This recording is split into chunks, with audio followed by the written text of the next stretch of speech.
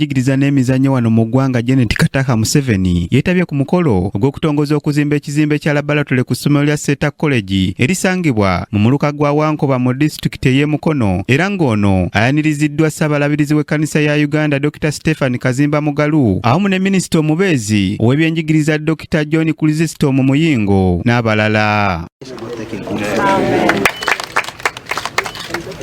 Can they do a line for the picture? Minisita Janet Museveni asinzidde ku mukolo guno ne yeebaza abasomesa ku ssomero lino olw'okuteeka mu nkola ensoma empya. I'm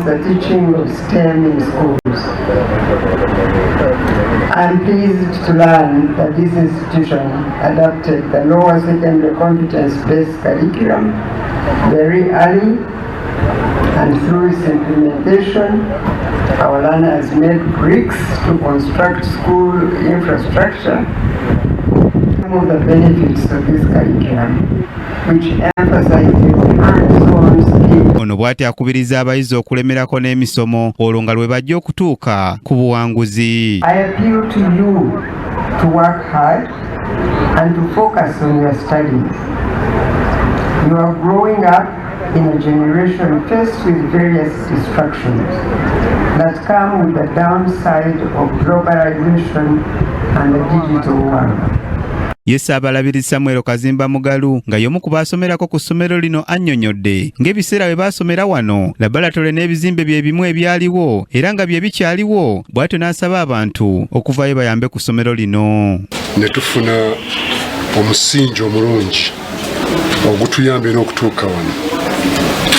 Ekisoomoozo kye tufunye nti essomero lino liruddewo nnyo okuba lyava dda myaka nga 55,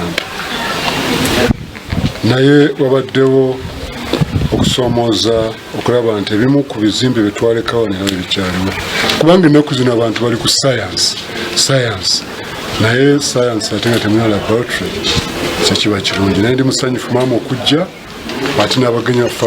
Ono naye awadde abayizi amagezi okwewaayo nga bakyasoma bakozese bulungi obudde babeera bafunye okusoma ebitabo byabwe. Pressure first. No pain, no gain. Pressure leads to pressure. But pressure leads to pressure. Don't mind about the pressure. Pressure is temporary.